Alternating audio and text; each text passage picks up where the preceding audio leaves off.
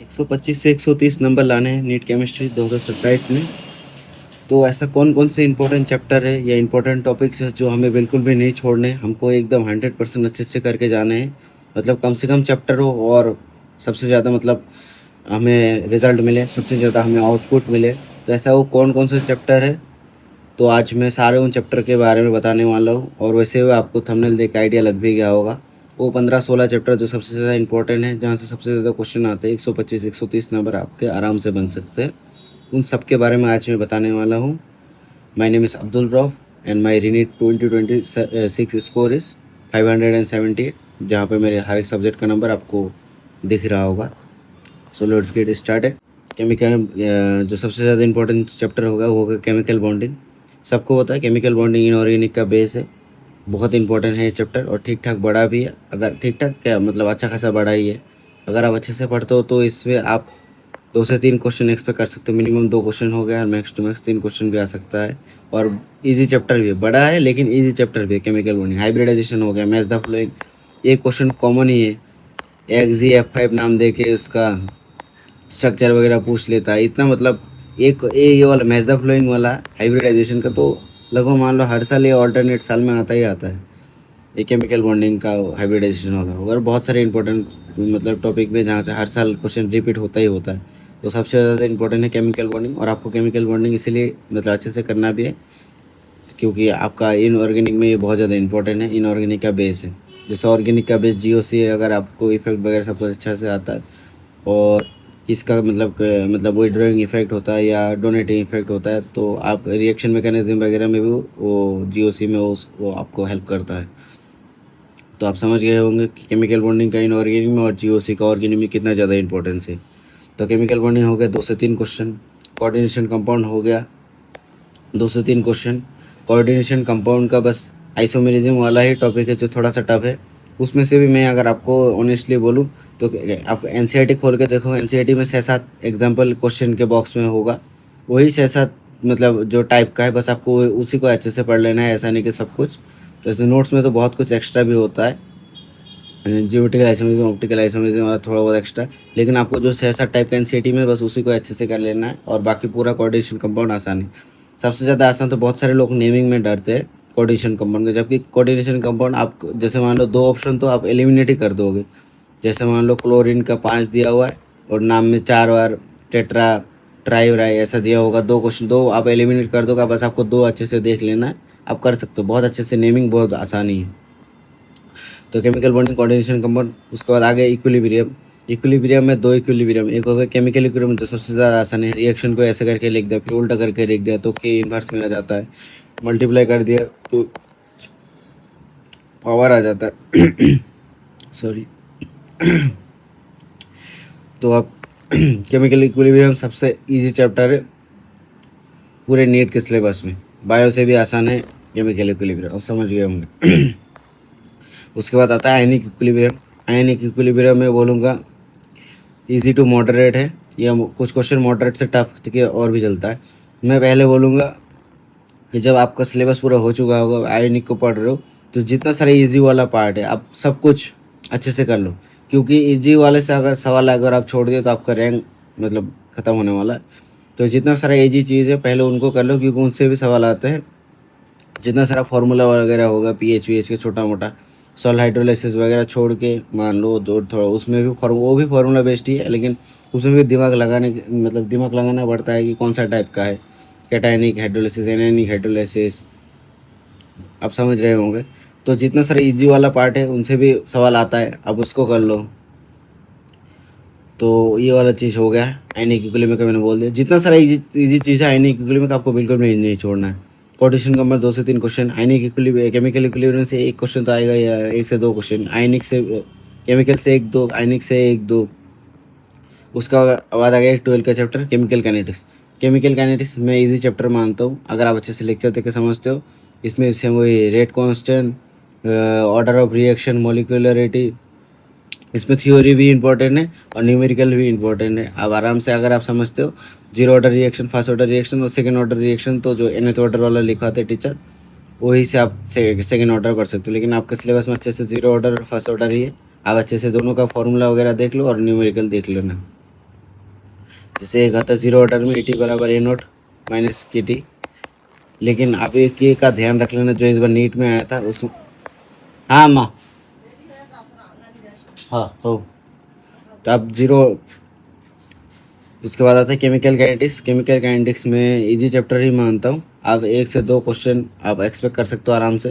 Chemical kinetics का जो zero order वाला हो गया, फर्स्ट ऑर्डर हो गया, सेकंड ऑर्डर हो गया। सेकंड ऑर्डर तो सिलेबस के शायद बाहर ही है, मैं कंफर्म नहीं हूँ, क्योंकि जीरो ऑर्डर और फर्स्ट ऑर्डर ही बहुत ज़्यादा इंपॉर्टेंट है।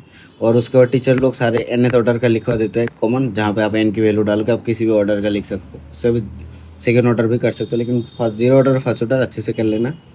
और एक चीज़ है जो इस साल आया था नीट 2025 में, E t बराबर ए नोट माइनस के टी। जो खेल था ये के का ही था, क्योंकि रिएक्शन में शायद ऐसे करके टू बी इस टाइप का ऐसा कुछ था, तो वो ध्यान नहीं था मेरा, ये क्वेश्चन गलत होगा। तो आप मतलब छोटी से छोटी डिटेलिंग में मतलब आप ध्यान देना, नहीं तो इजी भी होगा लेकिन फिर भी आप गलत करके आओगे तो आपको रिग्रेट होगा। तब टफ चीज़ों में आप रिग्रेट नहीं करोगे, मेजोरिटी बच्चे गलत या छोड़ के आ चुके होंगे। तो केमिकल कैंडीज हो गया। उसके बाद आता है एल्डिहाइड कीटोन कार्बोक्सिलिक एसिड, जो कि बहुत इंपॉर्टेंट चैप्टर है। आप इससे 2 से 3 क्वेश्चन एक्सपेक्ट कर सकते हो आराम से। और ये ट्वेल्थ का सबसे बड़ा चैप्टर, मतलब ट्वेल्थ के लिए बोल रहा हूँ, सिर्फ ट्वेल्थ ऑर्गेनिक का सबसे बड़ा चैप्टर भी है एल्डिहाइड कीटोन और कार्बोक्सिलिक एसिड, जिसमें से सबसे आसान है कार्बोक्सिलिक एसिड। उसका aldehyde ketone, aldol reaction, cross aldol, सब कुछ इसमें आ जाता है। अब 2 से 3 क्वेश्चन आराम से एक्सपेक्ट कर सकते हो। ऑर्गेनिक के जितने सारे मतलब चैप्टर के मैं नाम बोल रहा हूँ, सबके पीवाई के 10 साल का आपको हर एक पीवाई के कम से कम 3 से 4 बार आपको अच्छे से करके जाना है, क्योंकि क्वेश्चन रिपीट होने का चांस रहता है उसी टाइप का, थोड़ा बहुत चेंज रहता है लेकिन क्वेश्चन वही आता है। तो आप समझ रहे होंगे। उसके बाद आता है alcohol phenol ether. Alcohol phenol ether भी बहुत इंपॉर्टेंट चैप्टर है। अब इससे 1 या 2 क्वेश्चन या उससे भी ज़्यादा भी आप एक्सपेक्ट कर सकते हो आराम से। उसके बाद एमाइन है, एमाइन हो गया। एमाइन से भी आप 1 से 2 क्वेश्चन एक्सपेक्ट कर सकते हैं। एमाइन छोटा चैप्टर ही है, 5 या 6 पेज का आप नोट्स ही होता है, तो आप 5 से 6 पेज तो रेड ही सकते हो आराम से। उसमें से भी CAT कार्बालेमेंट टेस्ट, आइसोसाइनेट टेस्ट, वो सब बहुत इंपॉर्टेंट है, रिपीट आता है। और उसमें भी रिएक्शन में KOH वगैरह कितना लिया है, 1 मोल 2 मोल 3 मोल, वो भी इंपॉर्टेंट है। आप ध्यान रख लेना उस सब चीज़ों में, क्योंकि हो सकता है मतलब रिएक्शन लिख के उस KOH के सामने ब्लैंक दे दें, बोले कि इसमें 1 होगा, 2 होगा, 3 होगा, क्योंकि NCERT में है तो भाई आ सकता है। आप मतलब छोटी से छोटी डिटेलिंग में आप ध्यान देना। एमाइन हो गया। उसके बाद DF ब्लॉक है। DF ब्लॉक भी छोटा है, इसका शायद मेरे नोट्स में 8 या 9 पेज का होगा। लेंथ नोट, एक्टिव नोट सब कुछ मिला के एकदम फैमिली वगैरह सब कुछ। तो 1 से 2 क्वेश्चन आप DF ब्लॉक से एक्सपेक्ट कर सकते हो, और आसान भी चैप्टर है। तो मैं बोल ही दिया कि मेरे 7-8 में 8 या 9 पेज होगा मैक्स टू मैक्स, और इजी है, बस मतलब टाइम दे के थोड़ा सा रट लो DF, क्योंकि भूल जाते हैं चीज़ें, मतलब ज़्यादा दिमाग में नहीं रहता, तो आप बार बार पढ़ के टाइम दे के रट लो DF को। उसके बाद आता है GOC, general organic chemistry. Organic का मतलब बहुत ज़्यादा इंपॉर्टेंट चैप्टर बेस है ऑर्गेनिक का, इसलिए मैं इसे स्टार मार्क करके रखा हूँ। इसका acidic strain, basic strain, order, melting point, boiling point, plus I effect, minus I effect, जितना सारा इफेक्ट है, टोटोमेरिज्म हो गया, टोटोमेरिज्म सब कुछ GOC का अंडर आ जाता है। तो आप अच्छे से GOC को कर लेना। GOC का आपको 200 से 300 क्वेश्चन आपको करने हैं, ताकि आपको जितना अच्छा हो सके आप मतलब GOC को अच्छा कर लो। उसके बाद आता है आइसोमेरिज्म। आइसोमेरिज्म भी ईजी टॉपिक है, आपको 1 से 2 क्वेश्चन आ सकता है। जैसे शो हॉर्स हो गया, न्यूमैन प्रोजेक्शन वाला हो गया, कहीं से भी क्वेश्चन आ सकता है। आप मतलब इन सब चीज़ों को कर लो। जैसे सीन हो गया, गॉच हो गया, NT वाला हो टॉपिक हो गया, मतलब जितना सब कुछ है आप अच्छे से कर लो। उसके बाद जो जैसे OH वाला हो गया, इधर OH वाला हो गया, हाइड्रोजन बॉन्डिंग वाला केस हो गया, किसका ज़्यादा स्टेबिलिटी होगा कम होगा, वो भी इंपॉर्टेंट है, वो सब चीज़ों को भी ध्यान रख लेना। आइसोमेरिज्म का हो गया। उसके बाद आइसोमेरिज्म में जो जो इजी वाला जो सबसे इनिशियल टॉपिक होता है, चेन आइसोमेरिज्म होता है, पोजीशन आइसोमेरिज्म होता है, उन सब चीज़ों को ध्यान रख लेना, एकदम आसान से आसान क्वेश्चन आ सकता है। उसके बाद बायोमोलिक्यूल हो गया। बायोमोलिक्यूल से 1 क्वेश्चन हर साल पक्का है, मिनिमम 1 क्वेश्चन तो आता ही आता है। जैसे इस साल वो टेबल से आया था, नॉर्मल क्या आता है कि विटामिन देता है और उसका डिजीज देता है। इस साल क्या किया, उसका विटामिन और विटामिन का सोर्स क्या है। जैसे नाइट ब्लाइंडनेस विटामिन है, विटामिन का सोर्स है कैरेट वगैरह। तो वो सब कुछ आपके टेबल में ही है, तो उससे भी हर साल सवाल आता है, तो ध्यान रख लेना। वो टेबल सबसे ज़्यादा इंपॉर्टेंट है बायोमोलिक्यूल का। उसके बाद बायोमोलिक्यूल का शुगर वगैरह हो गया, स्टार्च किससे बनता है, alpha D glucose, beta D glucose, fructose, जितना सब कुछ है वो है। प्रोटीन का primary structure, secondary structure, tertiary structure, सब कुछ आपको अच्छे से पढ़ लेना है बायोमोलिक्यूल।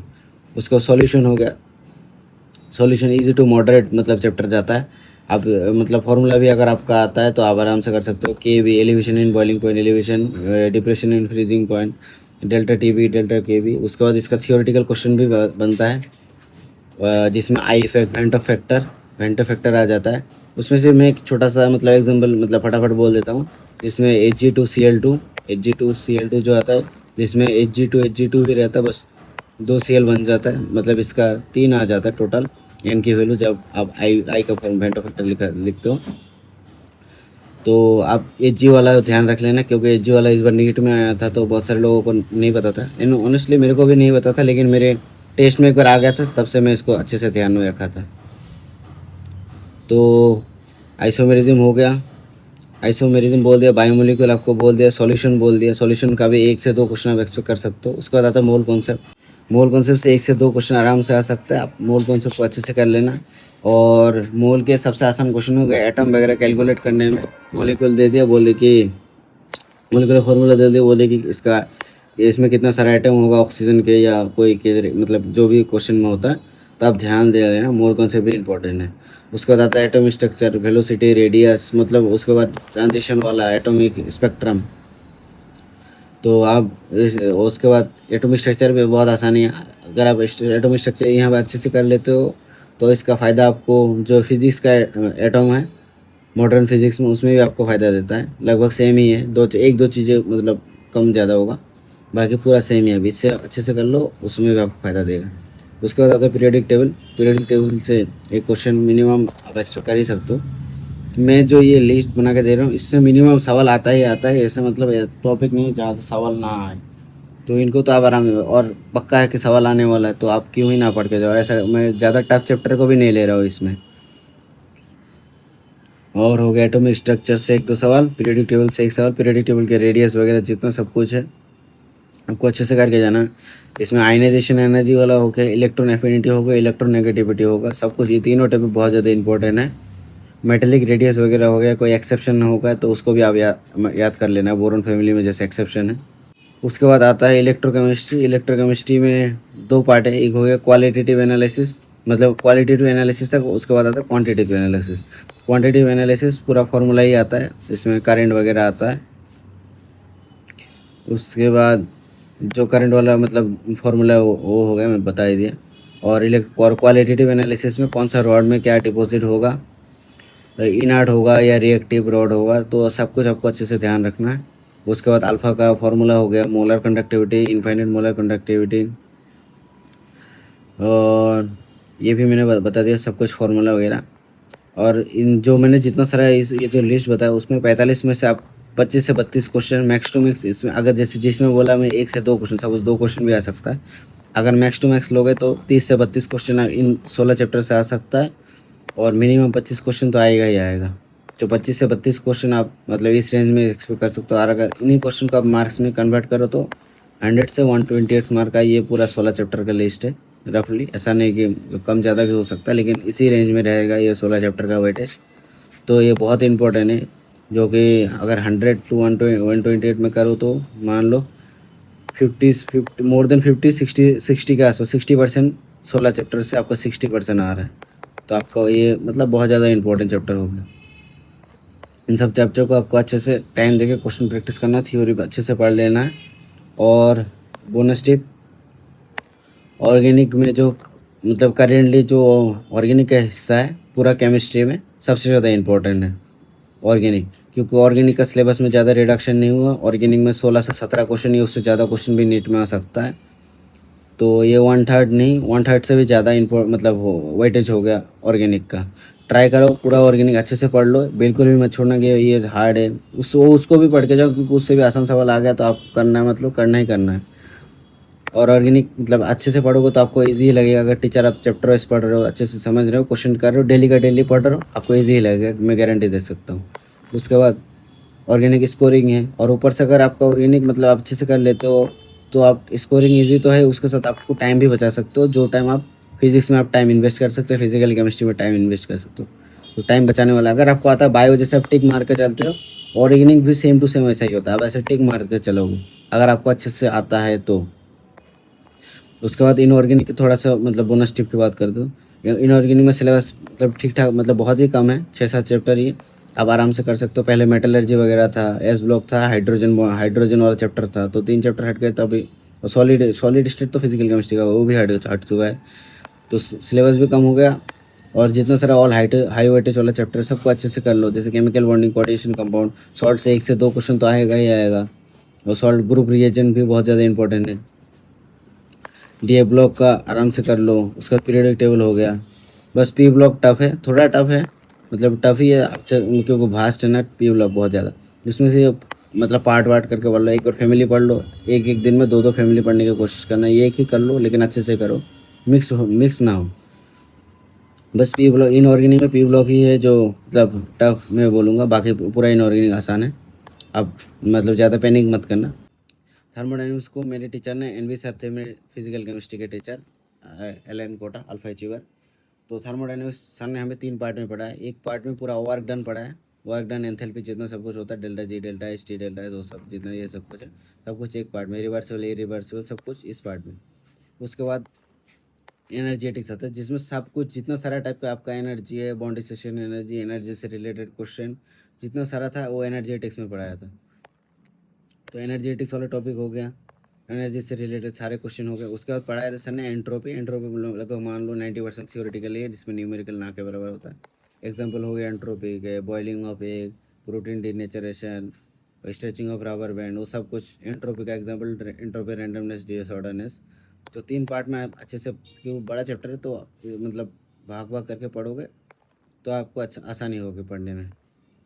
मेरे को सारे इंपॉर्टेंट चैप्टर जो और चैप्टर से रिलेटेड मेरे को बोनस टिप जितना सब कुछ मतलब बोलना था मैंने अच्छे से आपको एक्सप्लेन कर दिया, और होपफुली आपको समझ में आया होगा।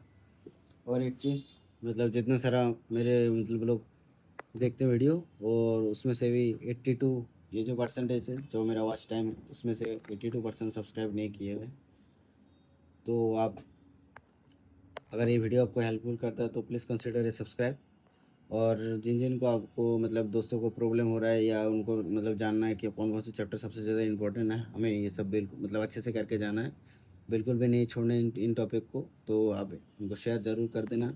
और एक चीज़ है, आपको जो भी डाउट है नीट से रिलेटेड, टेस्ट पेपर क्वेश्चन, कहाँ पढ़े क्या पढ़े, अभी मतलब टाइम कैसे मैनेज करें, जितना सब कुछ आपको मतलब पूछना है, आप बेझिझक कमेंट कर देना, डाउट पूछ लेना, या मेरे पर्सनल टेलीग्राम पे भी मैसेज कर सकते हो, या टेलीग्राम चैनल पे भी ज्वाइन कर लेना। नोट्स वोट्स जितना सब कुछ मतलब आपको चाहिए होगा, बस एक मैसेज डाल देना, मैं ग्रुप में मतलब भेज दूँगा सबके लिए। दैट्स इट भाई लोग, प्लीज़ कंसिडर ए सब्सक्राइब अगर ये आपको हेल्पफुल मतलब आपके लिए हेल्पफुल है। Thank you.